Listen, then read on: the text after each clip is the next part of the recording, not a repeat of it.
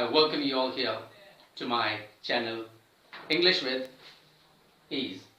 So students, in this lecture today we are going to discuss the chapter number 1 of the book Moments, class 9.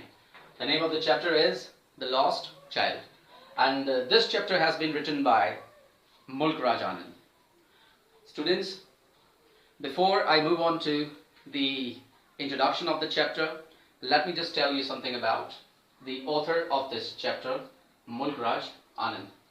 Mulk Anand was a 19th century Indian writer who wrote in English.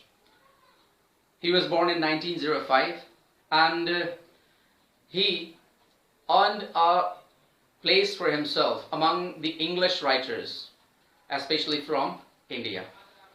Mulk Anand has written many works about the lives of poor people in India.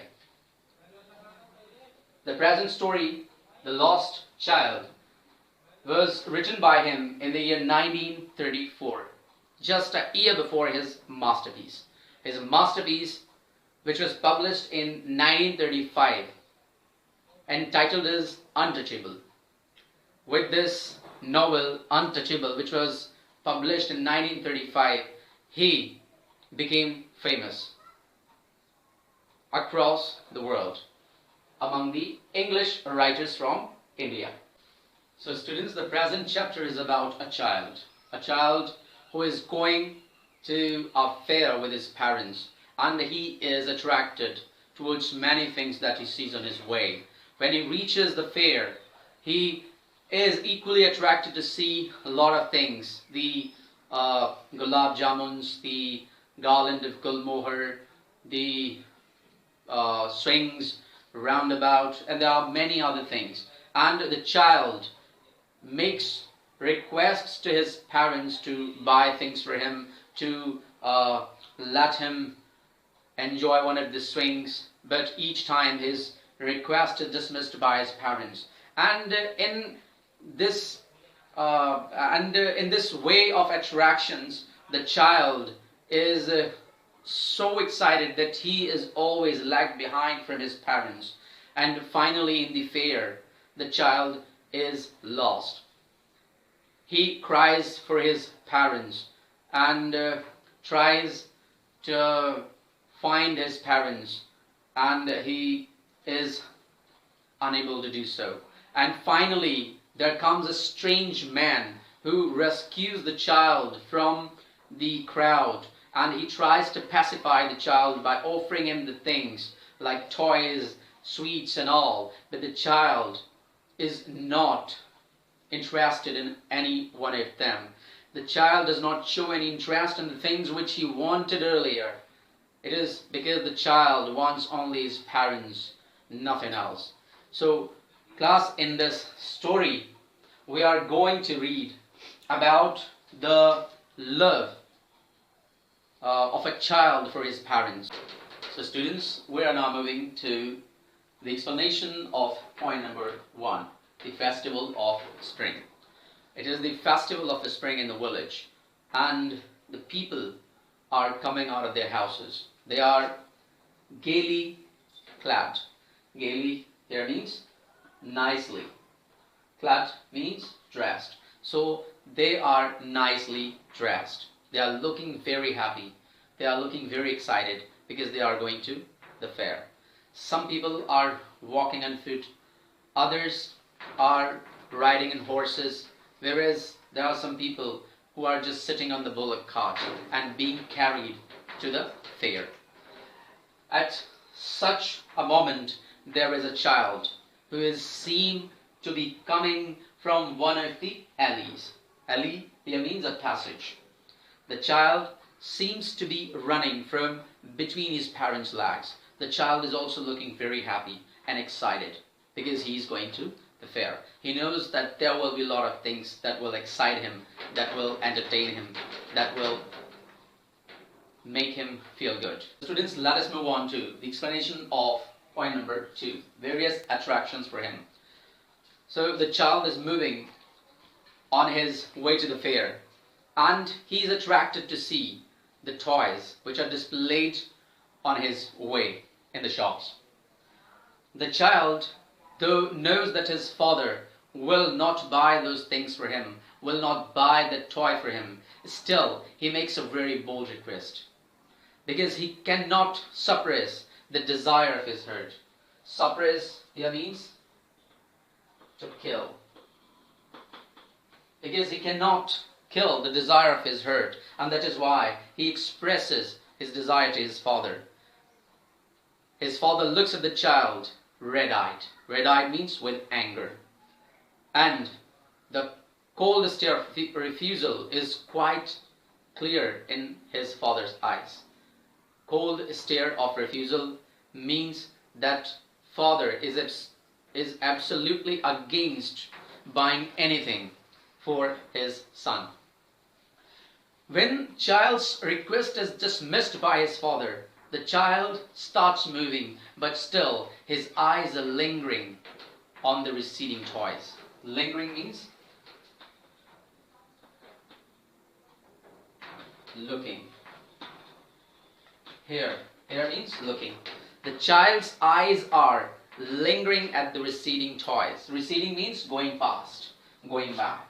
The toys which were going back. The toys were going back because the child was moving forward. But it was the mother of the child who treated the child tenderly, warmly. She gave the child a finger and asked the child to look in front. She tried to deviate the attention of the child from the toys. And what was that she asked the child to look at? It was the flowering mustard field. The field was quite extensive. Its expanse was spread far and wide. The child was equally excited to see this flowering mustard field. The field was pale like melting gold.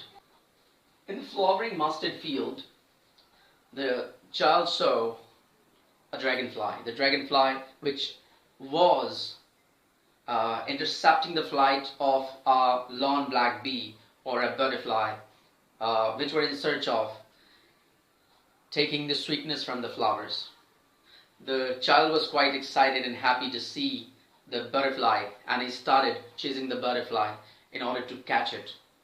The butterfly, wherever the butterfly went, wherever the butterfly flew away, the child started following the trail of the butterfly with the gauge of his eyes. And when finally the butterfly sat somewhere, the butterfly stilled its wings. Still means stopped its wings and sat at a place. The child moved ahead to catch it. The butterfly flew away when the child had almost caught it. All of a sudden the child heard the cautionary call from his mother. The mother said, "Come child, come onto the footpath." The child was where? The child was in the flowering mustard field. So the child again came onto the footpath, and when he was walking on the footpath, again he was attracted to see the little insects and worms along the footpath. The little insects and worms which were coming out. Coming out means which were teeming out. There is a word, teem out. Teem out means to come out from their hidden places, from their hiding places.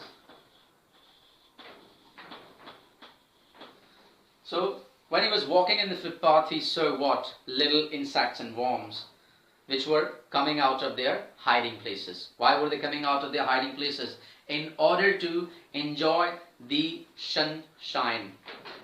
Now the parents of the child entered a grove, and they sat under the shade of a tree near a well.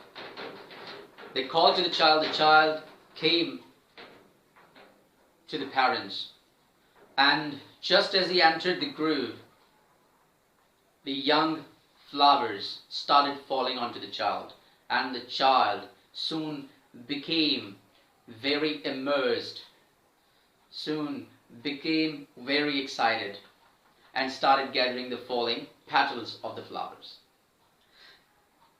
All of a sudden, the child was startled to hear the sound of a dove. to hear the cooing of a dove. Just as the child heard this cooing sound of the dove, he ran to report it to his parents. And just as he reached his parents, he exclaimed, "The dove, the dove, the dove." And just then, the petals of the flowers which he had cupped in his hands fell from his hands.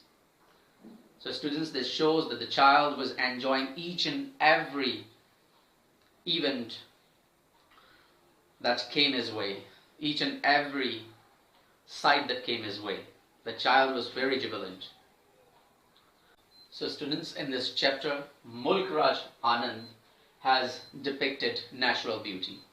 He has mentioned flowering mustard field with its flavor, with its beauty, with its different shades. And in the final part of this unit number 1, we come to know that the child was playing in the grove, and he was collecting the petals. He was playing merrily, and while playing absent-mindedly, he went into the capers around the banyan tree. Capers means plants with flowers.